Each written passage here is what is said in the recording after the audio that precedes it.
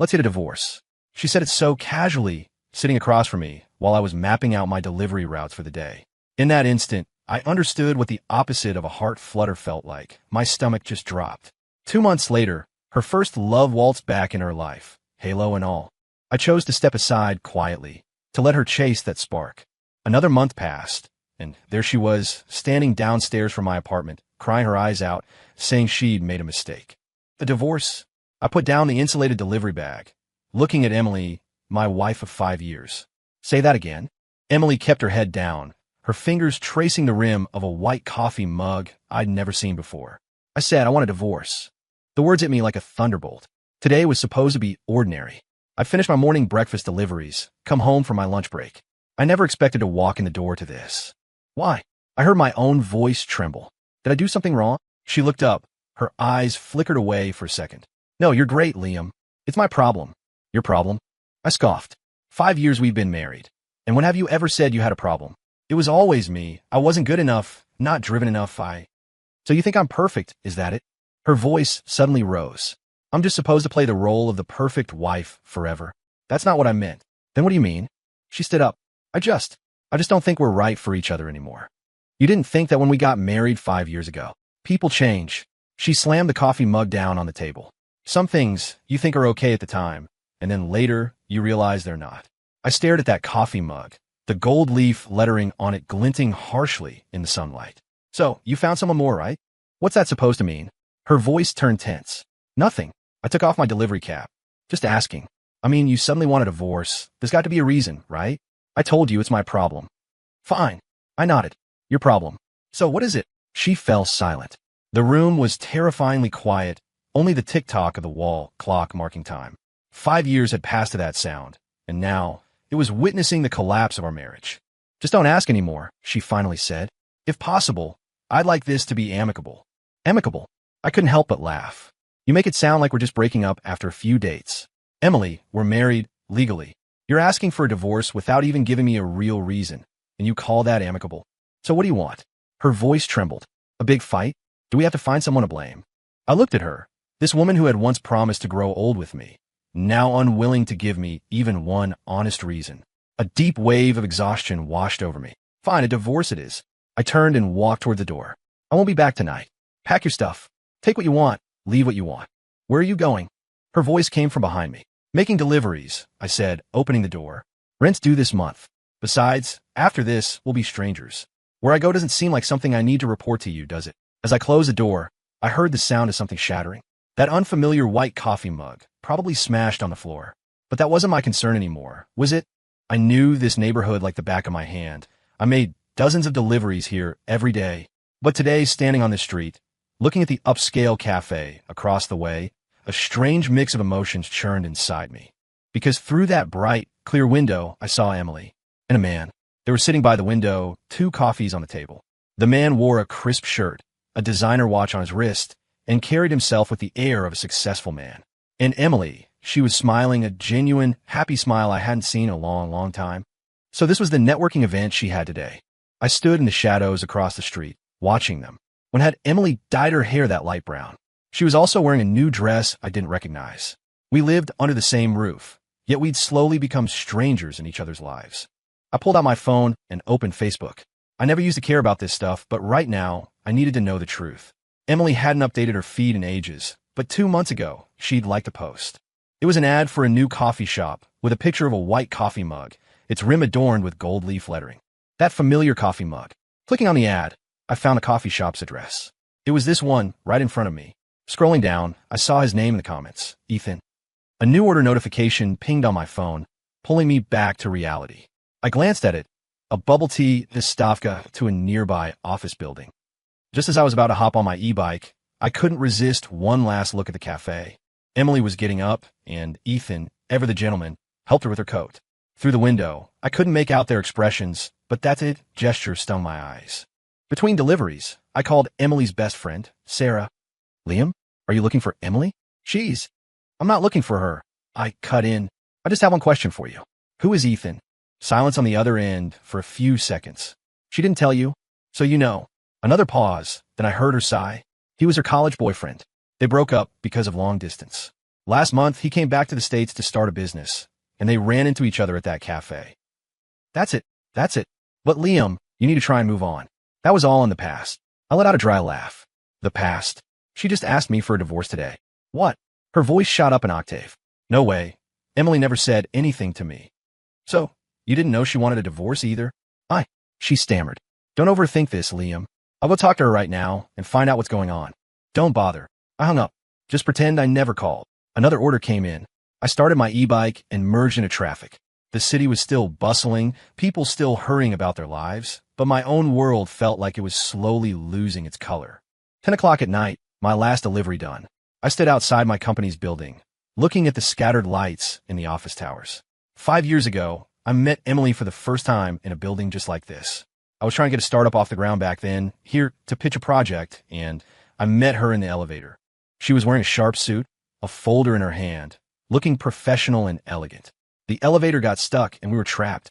In the darkness, I heard her breathing quicken. She seemed scared. Don't worry, I'm here, I said, pulling out my phone and turning on the flashlight. In the light, her face was a little pale, but she still smiled at me. Thank you. That smile. It just walked right into my life. Later, my startup failed, but she was there, supporting and encouraging me. She said as long as we were together, we could face anything. Thinking back now, maybe she was just being kind back then, choosing an ordinary guy like me. And now, with her first love back with a golden glow, an average delivery guy like me probably wasn't in her life plans anymore. My phone buzzed. A text from Emily. Are you really not coming home tonight? I looked at the message and almost laughed. Our marriage was ending, and she was worried about whether I was coming home. Don't worry, staying at a friend's, I replied. Get some rest. Truth was, where could I go? I booked a cheap motel room, but I had no desire to go inside. I got on my e-bike and just rode aimlessly through the city streets. It wasn't until my phone was about to die that I finally went back to that shabby motel room. Lying in bed, I scrolled through the photos on my phone. The most recent one of us was from 3 months ago, on Emily's birthday. Even then, her smile had seemed a bit forced, but I hadn't wanted to dwell on it. Perhaps the cracks in our marriage had been there for a while, and we'd both just chosen to ignore them. Until that first love returned, shining so brightly, and with a gentle touch, shattered the whole fragile illusion. I started skipping my trip home to change for the afternoon shift. I just swapped clothes at the depot and head straight out for deliveries. Emily never said a word about it. I still Venmo'd her the rent on time, cover my share of the utilities, like a responsible roommate. One afternoon, I was delivering near her office building. From a distance, I saw Emily walk out of the lobby. She had makeup on today, wearing a new floral dress. Ethan's car, a brand new Mercedes, was parked by the curb. He walked around to the passenger side and opened the door for Emily. That chivalrous gesture reminded me of our wedding day, 5 years ago, when I'd done the same for her. Except back then, it was a rented sedan. Liam, what are you spacing out for? This order's a rush, a coworker's voice snapped me back. Coming. I hopped on my e-bike and turned away. In my rearview mirror, the Mercedes smoothly joined the flow of traffic and disappeared around the corner. The lunch rush was insane. Delivery guys like us were buzzing around like bees. Elevators, stairs, office buildings, apartment complexes. One scene after another flashed before my eyes. Until my phone rang. An unfamiliar number. Hello.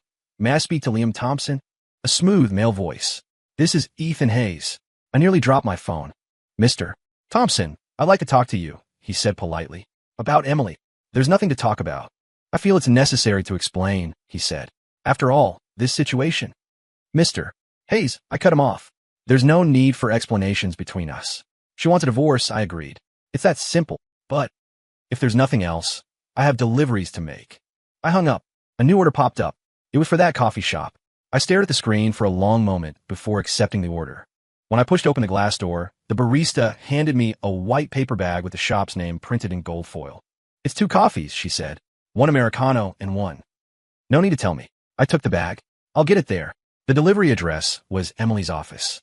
In the elevator, I could smell the aroma of coffee drifting from the bag. The man even remembered what kind of coffee she drank. Ding! The elevator arrived. Just as I was about to step out, I heard familiar voices from around the corner in the hallway. Are you really going through with a divorce? It was Sarah, Emily's best friend. Yeah, Emily's voice was soft. I feel like I need a fresh start. Just because Ethan's back. Not entirely. She paused. These past few years, I've always felt like something was missing. Ethan, he makes me feel that spark again. But Liam's so good to you. I know. Her voice choked up a bit. He's a good man. That's why I can't keep stringing him along. It's better than having him waste his life in a marriage with no passion. I turned around and got back at the elevator. I left the 2 coffees with the receptionist for them. When I clocked out that evening, I ran into a drunk customer. He wanted me to deliver his booze to a park bench downstairs. Said he was waiting for someone there. Bro, why do people change their minds, huh? He slurred, completely wasted. I put down the bottle. Maybe the spark's gone. Bullshit. He suddenly got agitated. Is the spark that damn important? The daily grind, the bills and groceries, that's real life. I looked at him and suddenly smiled. You're right. But some people just can't quit that thrill. The sky had completely darkened. Streetlights flickered on one by one. I rode my e-bike through the city streets. Store windows on either side were filled with couples' outfits, wedding dresses, diamond rings. It suddenly hit me. Valentine's Day was coming up. Last Valentine's Day, we watched a movie at home. Emily was curled up on the sofa, complaining about the plot. I made her favorite bubble tea, and after drinking it, she fell asleep on my shoulder. Back then, I thought that quiet life was happiness. Only now did I understand that she'd been waiting all along for someone who could make her feel that spark. My phone vibrated. A text from Emily. Thanks for the coffee today. I stared at the message, typed out a reply, deleted it, and finally just sent back, okay. That was enough. If she wanted to chase a feeling, why should I try to tie her down with the comfort of our routine? After all, if you love someone, you have to learn to step aside when their heart finds its spark elsewhere. The afternoon sun cast a lazy glow over the streets as I waited outside the coffee shop for an order. My reflection stared back from the window, work jacket a bit worn, cap askew on my head. Just a moment, coffee's almost ready, the barista said. I nodded, my gaze unintentionally sweeping across the cafe. Ethan was at his usual table, working on his laptop. For the past week, he'd been here at this exact time every day, ordering 2 coffees. Sure enough, Emily arrived shortly after. Her bumping into Ethan at the company had become a sort of unspoken routine. I watched her walk in the cafe, and Ethan immediately closed his laptop and stood up. Ping. A new order notification on my phone. I turned and left, not wanting to see their reunion. After a few more deliveries, I passed by the coffee shop again. Through the glass, I saw them still talking. Emily's eyes were bright, as if she were listening to something fascinating. Ethan gestured elegantly as he spoke, occasionally making her laugh out loud. Liam, this is for you. The girl from the bubble tea place next door handed me a drink. Saw you standing out here for a while. My treat. I only then realized how long I'd been loitering. Oh, thanks so much, I said, taking the tea. Liam, have you been? She started, then trailed off. What's up? Nothing. She waved her hand. Just seems like you've been kind of out of it lately. I forced a smile. Probably just tired. Another order came in. I got on my e-bike, ready to leave. Just then, Ethan and Emily came out of the coffee shop. They walked side by side on the sidewalk, their easy laughter reminding me of us 5 years ago. Back then, we were just like that, strolling down the street, talking about nothing in particular, laughing at the smallest things. Thinking back, when did that carefree laughter start to fade? Liam, you're spacing out again. A coworker's shout brought me back. Coming. I sped off, catching only a glimpse in my rearview mirror of Ethan opening the car door for Emily. Towards evening, I received a peculiar order. Ethan had placed it, requesting a coffee delivery to Emily's office building. I stood in her company's lobby, watching the receptionist call up to her. A moment later, the elevator doors opened, and Emily walked out. She was visibly startled to see me. Your coffee, I said, handing her the paper bag. Thanks.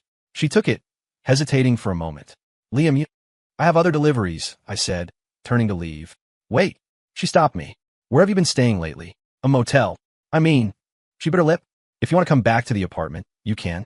I can stay with a friend. No need. I cut her off. This is fine. As I turned to leave, I heard her say softly, I'm sorry. That word was like a dull knife, slowly carving a wound in my heart. But I just quickened my pace and pushed open the glass door. Night fell, and the city lit up with a dazzling display of lights. I rode my e-bike through the streets, and before I knew it, I was in our old neighborhood. Looking up, I saw the light on in our apartment. My phone vibrated. A text from building management. Dear resident, your apartment's utility bills have been paid. Thank you for your cooperation. It seemed Emily had used the money I transferred to pay the bills. This feeling of familiarity mixed with distance mirrored our current relationship. We lived in the same city, yet it felt like we were worlds apart. Just then, a Mercedes pulled slowly into the complex.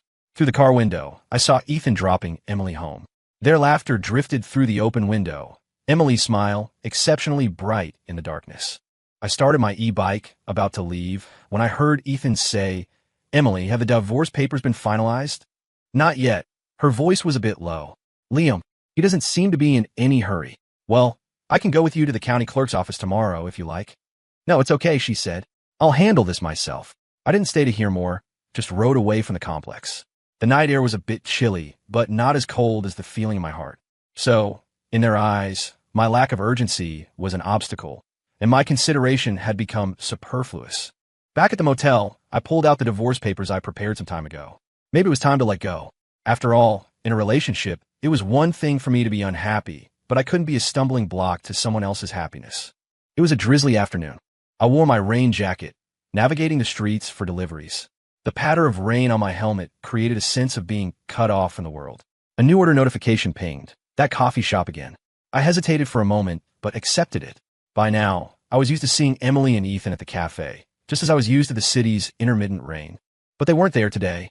As I picked up the order and was about to leave, I heard the click of heels behind me. Turning around, I saw Emily. Her hair and clothes were soaked from the rain. "Liam," she called out, "can we talk?" I glanced at the delivery in my hand. "I have an order to deliver. Just 5 minutes."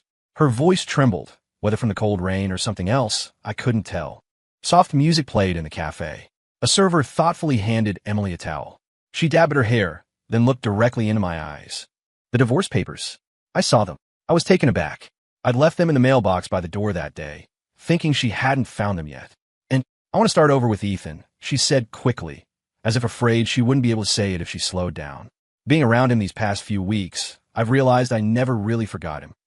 The rain outside grew heavier, drumming against the window pane. "You know," she continued, "we broke up back then because he was moving abroad. We both thought long distance would be too hard, so we let go. But now he's back, and he's successful." I finished for her. "Good career, bright future. Unlike me, just a delivery guy." "It's not like that." She shook her head. "You're a good person, Liam, really. I remember everything you've done for me these past 5 years. It's just that you love him more." She looked down, not denying it. "Okay." I stood up. "Sign the divorce papers when you've read them. I'll file them in a few days." "Liam, don't say any more." I pulled on my rain jacket. The delivery's getting cold. The moment I pushed open the door, cold rain hit me. I got on my e-bike, rainwater blurring my vision. The feeling was familiar. The day my startup failed 5 years ago, it had rained just like this. Back then, Emily had biked to meet me, drenched to the bone but still smiling, saying, "It's okay, we'll start over." Now, she was starting over with someone else. After my last delivery, I stood by the roadside and called a coworker. "Can you cover my shift tomorrow? I have some personal business to take care of." "Sure thing," he agreed readily. "You got something on your mind lately? If you need help, just say the word." "Nothing," I said, gazing at the blurry, rain-swept street. "Just finalizing a divorce." Silence on the other end for a few seconds. "Liam, don't worry, I've thought it through." Hanging up, I opened the notes app on my phone. It listed the documents I needed for tomorrow: ID, marriage certificate. 5 years of marriage, soon to be concluded with a few pieces of paper. My phone vibrated. A text from Ethan. "Mr. Thompson, I heard you've agreed to the divorce. Thank you for your understanding. I promise I'll treat Emily well." I stared at the message, a sense of absurdity washing over me. He was thanking me with this victor's magnanimity, as if I were a decently sporting loser. But perhaps in his eyes, I really was a loser. Failed startup, delivery driver, couldn't even keep his own wife. The rain intensified. I continued riding through the streets. As I passed our old apartment complex, I saw Emily talking to Ethan. He held an umbrella over her, and the way she looked at him held a light I once knew well. It was the spark of new love. In our 5 years of marriage, that light had gradually dimmed, then disappeared. Now, it was shining brightly for someone else. Back at the motel, I took out my wallet. Tucked in a flap was our wedding photo, now slightly yellowed. Emily, in her white dress, was smiling so radiantly. I remembered her saying it was the happiest day of her life. But now, she was about to experience that happiness all over again with someone else. I put the photo away and searched on my phone for the address of the county clerk's office. Tomorrow, this chapter would officially close. After all, in love, it seemed the spark really did matter more than commitment. I hadn't lost to Ethan. I'd lost to that yearning for a spark in Emily's heart. The hallway at the county clerk's office was quiet, save for the click-clack of keyboards. Emily sat beside me, head down, flipping through the divorce papers. She wore a pale blue dress today, one I hadn't seen before. An official called our number. Please confirm your information, the clerk said. If everything is in order, sign here. I picked up the pen, my hand trembling slightly as I wrote my name. The signature was still clear. When Emily took the pen, I noticed her hand was shaking too. All right, your divorce is finalized, the clerk said, wishing you both the best in the future. That routine pleasantry felt a little ironic. Stepping out of the office, the sunlight was almost blinding. Liam, Emily began, then trailed off. Go pack your things, I said. I'll come by tonight to move my stuff out. She nodded and turned away. Watching her retreating figure, I suddenly remembered being in this very place 5 years ago. Only then we were picking up a marriage certificate. Back at the depot, my coworkers looked at me strangely. Liam, you really did it. Kevin, one of the guys, sidled up to ask. Yeah, but he hesitated. Weren't you guys like good together? I managed to smile. Looking good on the surface doesn't mean it is good. Is the other guy rich? He blurted out. It's not about money. I pulled on my work jacket. She just found that spark again. Man, you're letting her off way too easy. Kevin said, a bit agitated. Why does she get to chase feelings and just walk away whenever she wants? I clapped him on the shoulder. Matters of the heart. There's no right or wrong. Come on, orders are coming in. Riding through the city streets, flashes of the past few years kept playing in my mind. Emily loved coffee, but never made it herself. I used to make her a cup every morning. Even after I started delivering, I'd make it ahead of time and leave it in a thermos for her. Now, that thermos would probably be replaced by a fancier coffee mug. Ding dong. My phone chimed. A text from Emily. My things are packed. Keys are in the mailbox by the door. Okay, I replied. Another message came through. I sent back your share of the remaining rent. No need. You keep it.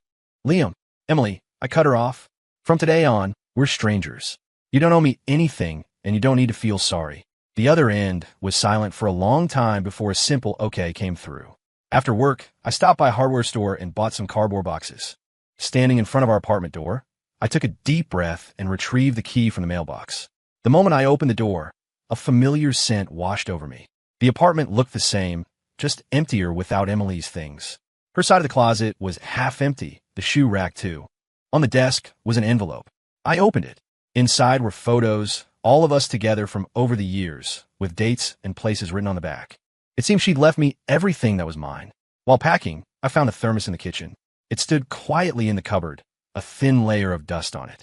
Emily had said she wanted to keep it, but in the end, she hadn't taken it. My phone suddenly rang. It was Sarah, Emily's best friend. Liam, are you sure about this? I'm sure. You're just letting her go? Not even going to try and win her back. I looked at the thermos in my hand. What's the point of trying? Her heart's not here anymore. All I'd be holding on to is an empty shell. But, Nobu, I cut her off. Help me look out for her. If Ethan doesn't treat her right, you tell me. Liam, you're really something else. She sighed. Okay, I promise. Hanging up, I continued packing. Under the coffee table, I found a movie ticket stub from last Valentine's Day. Emily had fallen asleep on my shoulder then, and I hadn't dared to move until the movie ended. Thinking back, maybe even then, she'd already stopped feeling any spark in our life together. It was 2 a.m. when I finally finished packing everything.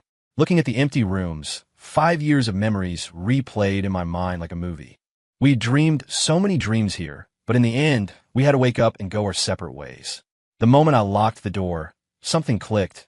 The price of letting go wasn't just losing a person, it was facing all the moments of the rest of my life alone. And I was ready for it. It had been half a month since we separated. I was starting to get used to living alone. My new place was out in the suburbs. Rent was cheaper, but it meant waking up an hour earlier for work. For a delivery guy, that wasn't a big deal. One evening, I had a bubble tea delivery. A light rain was falling, and I rode my e-bike through the streets, rain jacket on. Waiting at a red light by a park entrance, I unintentionally spotted a familiar figure. Emily was sitting alone on a park bench. She didn't have an umbrella, letting the fine rain soak her clothes. Even from a distance, I could tell she was crying. The light turned green, but I didn't leave immediately. After a moment's hesitation, I canceled the bubble tea order and parked my bike by the roadside. Why are you crying? I asked, walking over to the bench. She looked up, saw it was me, and quickly wiped her tears. It's nothing. I pulled a disposable poncho from my bag and handed it to her. Don't sit in the rain. She took the poncho, but didn't put it on, just clutched it in her hands. What are you doing here? Making a delivery. I pointed to my work jacket. What about you? Why are you here all alone? Where's Ethan? At the mention of his name, fresh tears welled up in her eyes. We had a fight, she said, her head bowed. Oh, I nodded. About what? He said. He said he's moving to another city for a job, and he want me to go with him. I paused for a moment. Isn't that a good thing? New city, new beginning. But what about my job? What about my friends? She looked up. He wants me to quit and go with him, says he'll support me. But I don't want to. You don't want to be a stay-at-home wife. I finished for her. She nodded. I know he means well, but I feel like that kind of life is too dependent on someone else. So you fought. Yeah. She wiped her tears. He said I don't trust him enough, that I wasn't appreciating his gesture. I suddenly smiled. So Mr. Perfect Ethan can be pretty clueless too, huh? What are you smiling about? Nothing. I leaned back against the bench, just remembering how you used to say I wasn't romantic enough, not considerate enough. Looking back, makes me look pretty good in comparison, doesn't it? She blinked, then a small smile touched her lips. You, still cracking jokes at a time like this. Not joking. I looked at her. Emily, in matters of love, it's never about who's right or wrong. You thought I wasn't good enough, so you chose Ethan. Now you think Ethan isn't good enough. Well, then keep looking for the next one. Are you making fun of me? No. I stood up. I'm serious.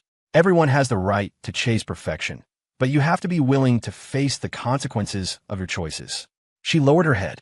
I'm sorry. Don't apologize. I straightened my work jacket. Think carefully about what you're going to do next. Stay here and keep your job, or go with Ethan to a new city.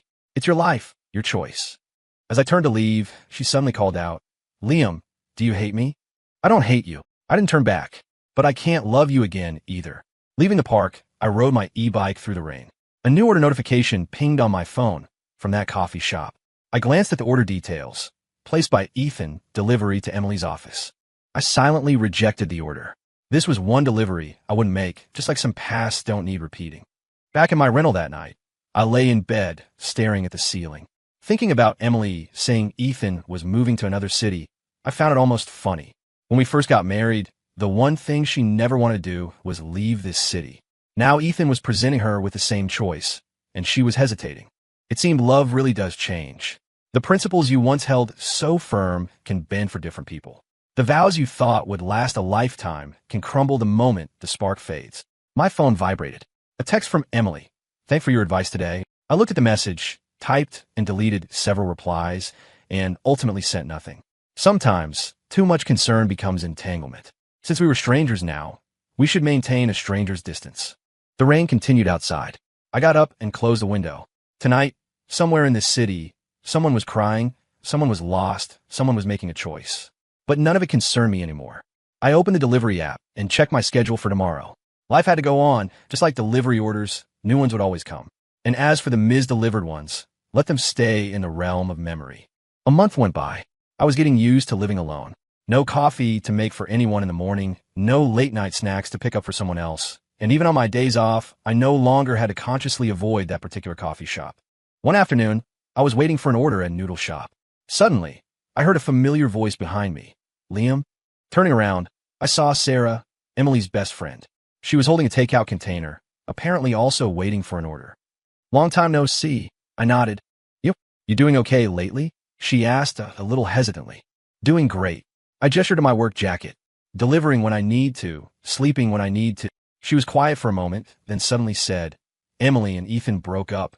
I glanced down at the order details on my phone. Oh, well, that's good for her, I guess. Is that all you have to say? Yep. I picked up my packaged order. Liam Thompson, she called after me. Emily's been trying to reach you. Why haven't you been answering her messages? I turned back. Why should I? She regrets it. She lowered her voice. She said being with Ethan made her realize how good you were to her.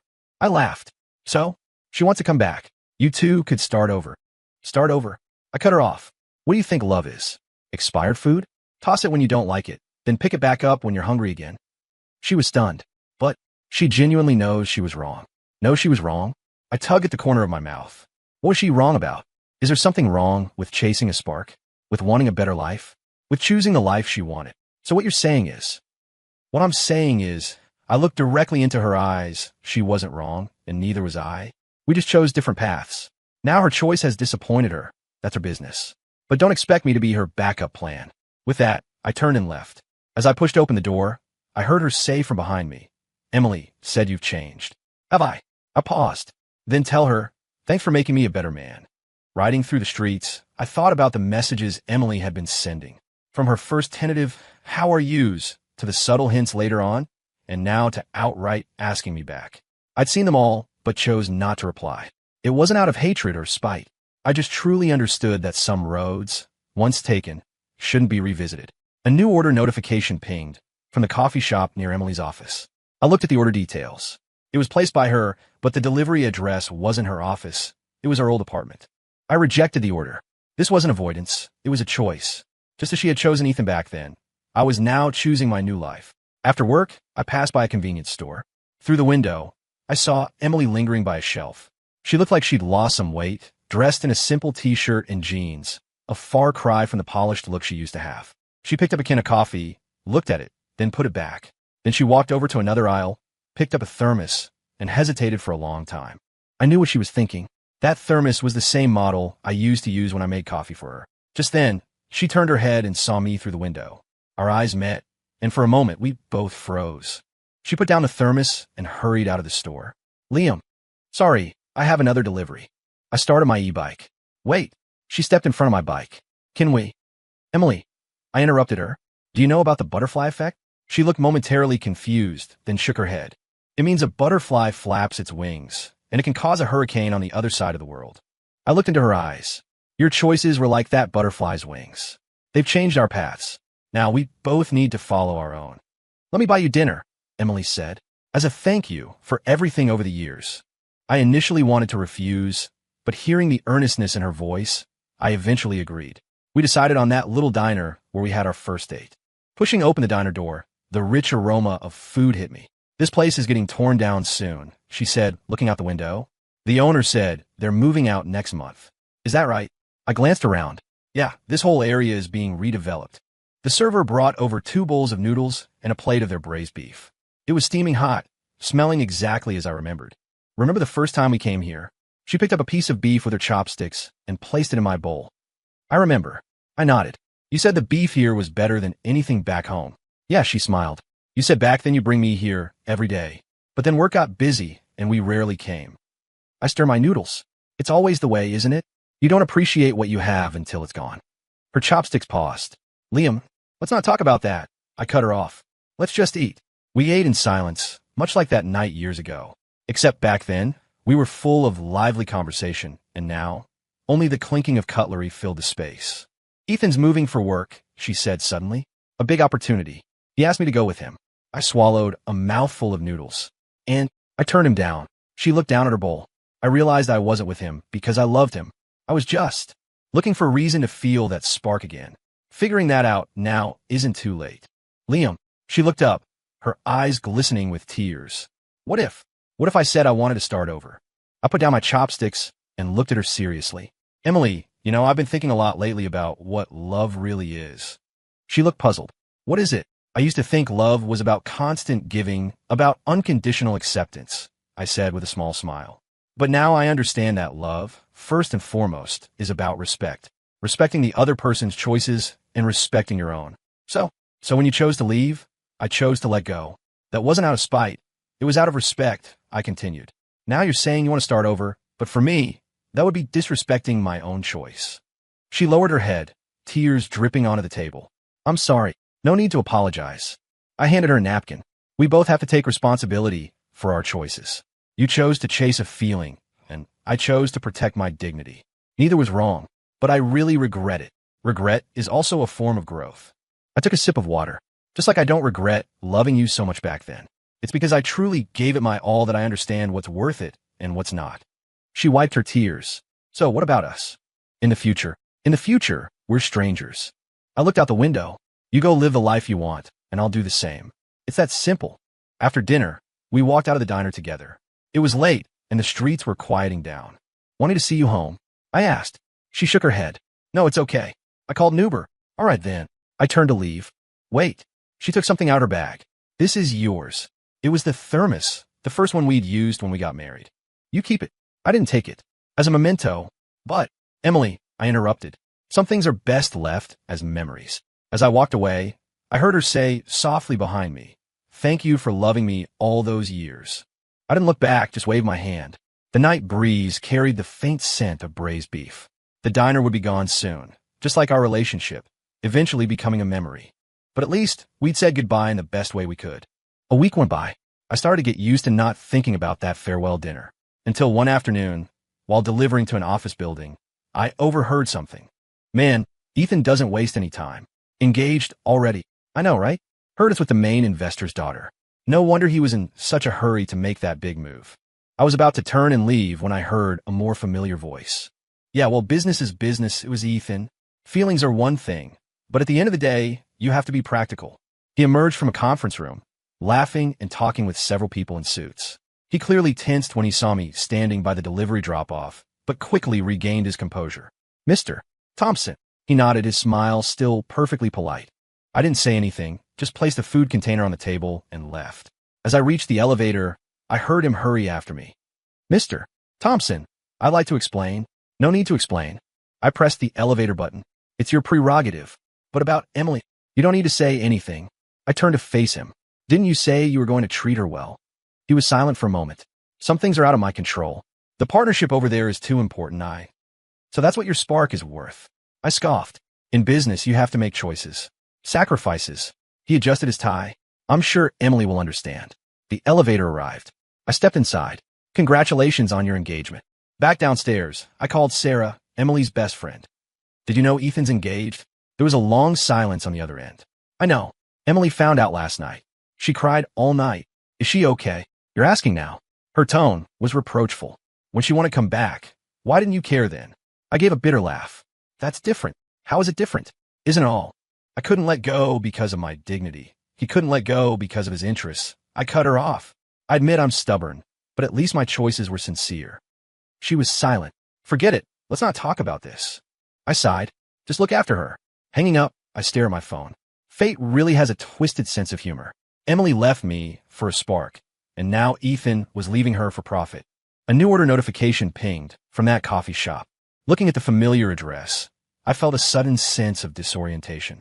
That white coffee mug with the gold leaf lettering, I wondered where it was now. I rode my e-bike through the city streets, remembering all the things Emily had said about chasing that spark. In this real world, how many sparks could truly withstand the test of self-interest? Later that afternoon, I ran into Ethan again. He was downstairs from an office building, talking to a blonde woman, his gestures intimate.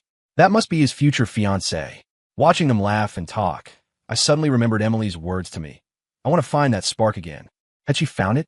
Or had she finally understood that some sparks are just illusions, unable to withstand the harsh realities of life? After work, I passed by our old neighborhood. From a distance, I saw Emily standing under a streetlight. She seemed to be waiting for someone, but there was no one around. I slowed down and saw her wiping away tears. The scene reminded me of that day in the park. Only this time, the reason was completely different. After a moment's hesitation, I sped up and rode away. Some pain you have to endure alone. Just as I had endured the pain of divorce, she now had to learn to face things on her own. Back at my rental, I received a text from Sarah. She said she wants to see you. I looked at the message, typed and deleted a reply, and finally just wrote back, take care of her. Lying in bed, I thought of Ethan's words. Feelings are feelings, but eventually reality hits. How ironic. Emily had chased a feeling, only to be brutally awakened by reality. And I, who had chosen reality from the start, somehow seemed more sincere in comparison. Perhaps this was fate's little joke.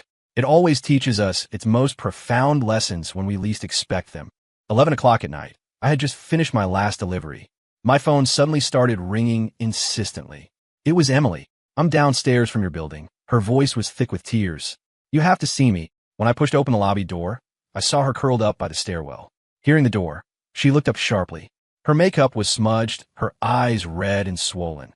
She looked like she'd been crying for a long time. You're finally back. She stood up, stumbling slightly. I smelled alcohol. You've been drinking? Yeah, I've been drinking, she said with a bitter laugh. If I didn't, I wouldn't even have the courage to see you. What's wrong? What's wrong? Her voice suddenly rose. Ethan's getting married, did you know? I nodded. I heard. He lied to me. Her voice began to tremble. He said he'd take me with him, give me a better life. And what happened? I looked at her. So you came here for me to listen to your troubles? No. She shook her head, tears streaming down her face. I came to beg you. Liam, can we start over? Please. Emily, I know I was wrong. She grabbed my arm. I really know I was wrong. I shouldn't have chased some stupid spark. Shouldn't have given up on our marriage. Please, just give me one more chance, okay? I gently freed my arm. I'm sorry. Why? She suddenly screamed, almost hysterical. Just because I made a mistake. Does that mean I never get a chance to fix it? Didn't you say you'd always love me?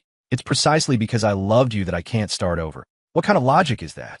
She laughed, a strained, almost crazed sound. Because you loved me, you can't love me anymore? I took a deep breath. Not because I loved you, but because I finally understand what real love is. What do you mean? Real love isn't about possession. It's about wanting what's best for the other person, even if it's not you. I looked into her eyes. When you wanted to chase that spark, I chose to let you. Now that you're facing a setback, I still choose to let you. Let me what? Let you face the consequences of your own choices. My voice was calm. Emily, you don't really want to start over with me right now. You're just running away. She froze. You're running away from the fallout of your decisions. I continued. But running away doesn't solve anything. You have to learn to face it on your own. But I'm scared. Her voice suddenly became very small. I'm scared of being alone. So you're looking for a substitute? A rebound? I shook my head. I'm sorry. I can't be your safe harbor. Why not? Because I have to be responsible for myself. I looked directly at her. Just like when you chose that spark, I have to make choices for myself now. She sank to the ground. So you'd rather watch me suffer like this? Pain is part of the process. I crouched down, meeting her gaze. Just like the pain I went through with the divorce. No one was there for me then, but I got through it. You can too. I was so wrong. She hugged her knees, sobbing like a child. I shouldn't have been so selfish. It's not about right or wrong. I stood up. Every choice has a price, and we all have to learn to pay it. So is there really no chance for us anymore? I pulled out my phone and called an Uber. It'll be here any minute. I'll see you get in. You didn't answer my question. Some questions, the answers are already there, I said softly. Just like some roads, once you've gone down them, you can't turn back. As she got into the car, she suddenly turned back to look at me. Liam, do you hate me? No, I don't. I shook my head. I'm grateful to you. Grateful to me? Yeah. I managed a small smile. If it weren't for your choices, I never would have understood that to truly love someone, you have to love yourself first. The car drove off. I stood there, watching the taillights disappear into the night. I pulled out my phone and saw several messages from Sarah asking if Emily had come to find me. She just left. I got her an Uber home. I replied. You too. It's over. My hand was steady as I typed. Completely over. Back in my room, I stood by the window, looking out at the late-night city. The distant neon lights still flickered, as if reminding me that life never stops. I suddenly remembered Emily asking why I was grateful to her. There was something else I hadn't said. Thank you for teaching me how to let go, and also how to hold on. Letting go of old sparks, and holding on to my own choices. That, perhaps, was the final lesson love had taught me. Spring arrived, and the city streets were lined with flowers in full bloom. I continued my deliveries as usual, weaving through familiar roads. One morning, I received a special order. It was the last ever delivery from that diner, the one that was about to be demolished. When I pushed open the door, the owner was packing up the place. Some tiles had fallen off the walls, but the rich aroma of braised beef still filled the air. Last order, the owner said with a smile. All from regulars. Everyone wanted one last taste. I took the packaged food. Where are you headed, boss? My son opened a restaurant in another state, a hot pot place. Asked me to come help out. He pointed to the sign on the wall. I'm taking the sign with me. For old time's sake. Looking at that familiar sign, I suddenly said, Boss, could you take a picture of me? Sure thing. He smiled and snapped a photo, me in my delivery uniform, standing in front of the diner, the soon-to-be-demolished building in the background. Leaving the diner, I posted the photo on Facebook. I captioned it, Goodbye to all the memories made here. Not long after, Emily liked the post. I looked at her profile picture, then clicked on her feed. Her pinned post was a picture of a plane ticket. She was moving to another city for work. Just then, a text from an unknown number caught my eye. Heard you're still doing deliveries? It was Ethan. I didn't reply, just kept working. Around noon, he sent another. If you're looking for a job, I can make some introductions. I smiled to myself and replied. No thanks, I'm pretty happy with my current job. Why? What kind of future is there in that kind of work? Because I found myself here, I typed. I prefer a real life to chasing some fleeting spark. After sending the message, I blocked his number. A new order came in for a newly opened office complex. Pushing open the glass door, I saw my reflection in the lobby's mirrored wall. Same work jacket, but it felt completely different on me now. Maybe because I'd finally learned to own my choices. After work, I went by my old neighborhood. The landlord was selling my old apartment. He asked if I wanted to take a look. It was old, but the price was right. Standing on the balcony, I saw a coffee shop under renovation not far away. The owner was testing the lights, and a warm, yellow glow illuminated the whole street. Thinking of buying? The landlord asked. Perfect for a single guy like you. Looking out at the night view, I suddenly said, "Okay, I'll take it." After signing the papers, I walked back. Passing the newly renovated coffee shop, I caught the scent of coffee. I pushed open the door and went inside. "Welcome." The owner, a young woman, greeted me. "What can I get for you?" "An Americano, please," I said. She skillfully worked the espresso machine, and soon, a fragrant coffee was placed in front of me. Looking at my reflection in the dark liquid, I felt a sudden sense of peace. "Do you live around here?" she asked. "Yeah, just bought a place nearby." I took a sip of coffee. "Are you new here?" "Just opened," she said with a smile. "You should come by often." I nodded. "I will." Walking out of the coffee shop, I glanced back. Through the window, I could see the owner wiping down the coffee machine. The warm yellow light illuminated her focused profile, making her look remarkably serene. I pulled out my phone and deleted the photo album I'd saved months ago. It contained pictures of Emily and me, photos of that other coffee shop, and that white coffee mug with the gold leaf lettering. Let those memories, along with the diner that was about to disappear, become part of the past. Back in my rental, I started packing my things. I'd be moving into my new place soon. It was the first gift I'd given myself after losing a relationship. The moon outside was bright, casting its light into the half-packed room. I suddenly remembered the question Emily had asked. What is love? Now, I finally had an answer. Love is like coffee.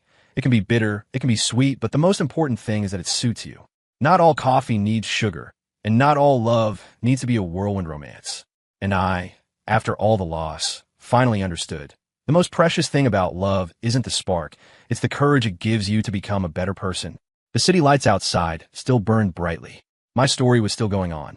Only this time, I chose to carry all my experiences and insights with me, calmly heading towards my own horizon. The end.